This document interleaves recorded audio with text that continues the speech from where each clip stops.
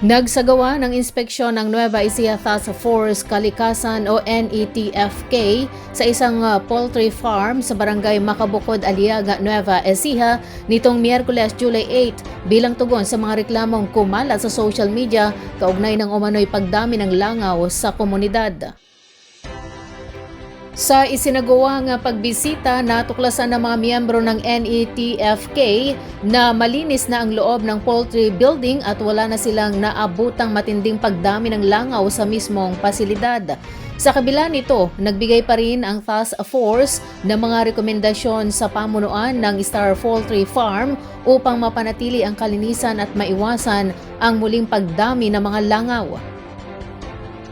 Kabilang sa mga iminungkahing hakbang ang agarang paglilinis ng mga pasilidad sa loob ng 3 araw matapos ang bawat harvest. Gayon din ang paggamit ng carbonized rice hull bilang alternatibo sa IPA upang makatulong sa pagkontrol ng populasyon ng langaw. Samantala, ipinakita naman ng ilang residente sa mga miyembro ng task force ang mga fly paper na kanilang ginamit nitong mga nakalipas na araw bilang patunay ng naging pagdami ng langaw sa kanilang lugar. Ayon sa mga residente, kapansin-pansin na ang pagbawas ng bilang ng mga langaw kumpara sa mga nagdaang araw. Subalit nananatili pa rin ang kanilang panawagan na magkaroon ng pangmatagalang solusyon sa naturang problema. Upang matiyak ang pagiging patas at transparent ng isinagawang inspeksyon, nakibahagi rin dito ang mga kinatawan ng pamahalang bayan ng Aliaga at mga opisyal ng barangay Macabukod.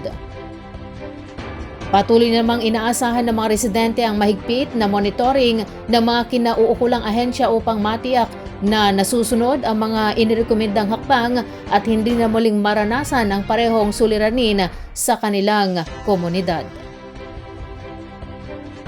Naglabas ng paalala ang pamahalaang lungsod ng Palayan, Nueva Ecija matapos maapektuhan ng ilang pangunahing lansangan ng lungsod dahil sa sunod-sunod na insidente ng umano'y pagnanakaw ng mga electrical wire ng mga street light.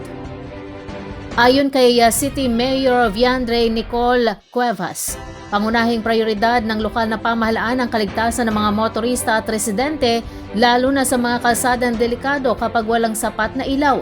Dahil dito agad niyang inatasan ng City Engineering Office na magsagawa ng agarang aksyon upang maibalik ang supply ng ilaw sa mga apektadong lugar. Kaagad naman nakipag-ugnayan ng City Engineering Office sa mga opisyal ng barangay at sa Palayan City Police Station upang masuri ang lawak ng pinsala, matukoy ang mga responsable sa pagnanakaw ng mga kable at mapabilis ang pagkukumpuni ng mga nasirang street light.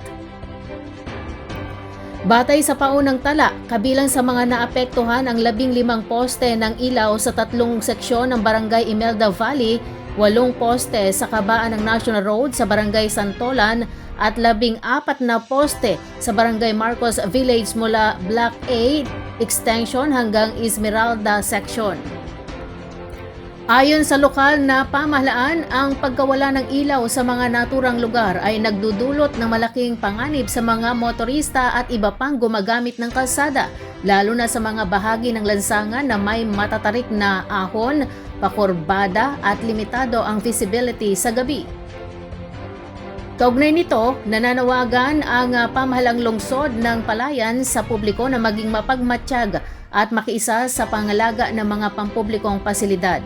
Hinihikayat ang mga residente na agad iulat sa kanilang barangay o sa Palayan City Police Station ang anumang kahina-hinalang aktibidad na may kaugnayan sa mga street light at iba pang infrastruktura ng pamahalaan. Patuloy naman ang koordinasyon ng lokal na pamahalaan sa mga kinauukulang tanggapan upang maibalik sa normalang operasyon ng mga street light at mapanagot ang mga nasa likod ng mga insidente ng pagnanakaw.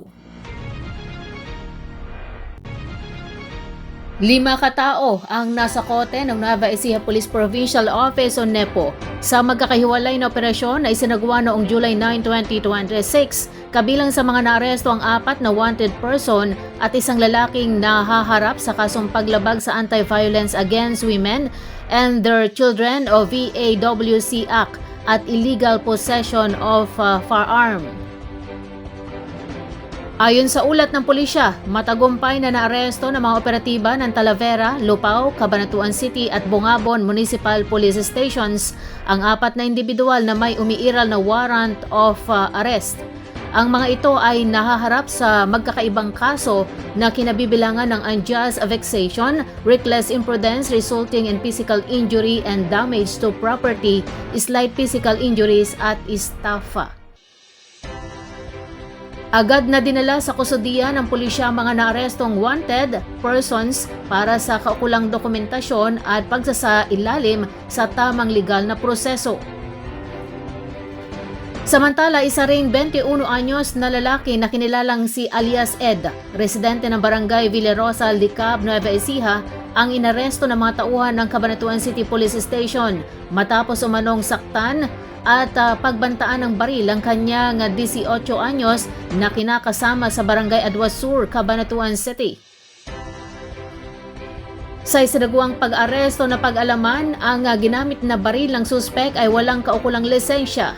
Dahil dito, nahaharap siya sa kasong paglabag sa Republic Act No. 9262 o Anti-Violence Against Women and Their Children Act of 2004, partikular sa physical abuse, gayon din sa Republic Act No. 10591 o Comprehensive Firearms and Ammunition Regulation Act.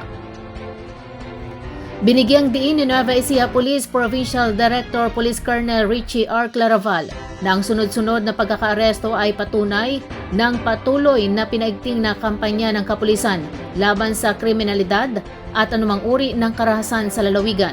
Aniya, mananatiling nakatuon ang NEPO sa pagpapatupad ng batas upang mapanatili ang kaayusan at matiyak ang kaligtasan ng bawat mamamayan sa Nueva Ecija.